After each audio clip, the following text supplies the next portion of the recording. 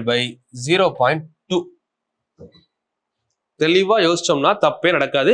இந்த 5 இந்த 4 பாக்குறப்ப உங்களுக்கு அந்த டெசிமலை பத்தின ஒரு ஐடியா கிடைச்சிடும். அடுத்து நீங்க ஹோம்வொர்க் பண்ண போறீங்க. இப்ப கூட்டும் போது என்ன சொல்லியிருக்கேன், ஃபர்ஸ்ட் 1.653 அப்படியே எடுத்துக்கோங்க. 2.64 2 எங்க இருக்கணும், பாயிண்ட்டுக்கு முன்னாடி.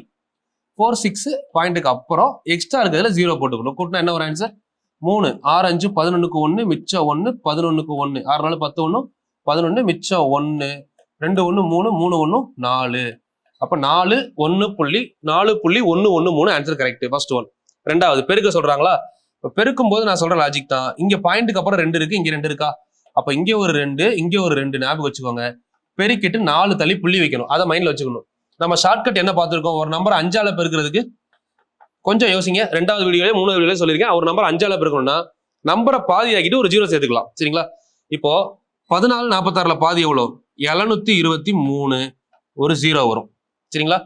7230. இது பாருங்க, நான் இப்போ எவ்வளவு நேரம் ஆச்சு இருக்குது. 14 46 5ஆல பெருக்கணும்னா முன்னாடி ஷார்ட்கட் சொல்லிருப்பேன் பாருங்க. ஒரு நம்பர் 5ஆல பெருக்கணும்னா இந்த நம்பரை பாதி ஆக்கிட்டு ஒரு 0 சேர்த்தா போதும்.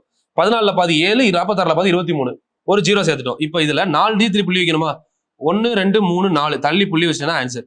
உங்களுக்கு சொல்றதுக்கு தான் இவ்வளவு நேரம், இல்லாட்டி 10 செகண்ட் அதிகம். 5 செகண்ட்ல ஆன்சர் பண்ணிட்டு போயிட்டே இருக்கலாம். ஆன்சர் 0.723. முடிஞ்சதா? 0.723 அவ்வளவுதான் ஆன்சர். சரிங்களா?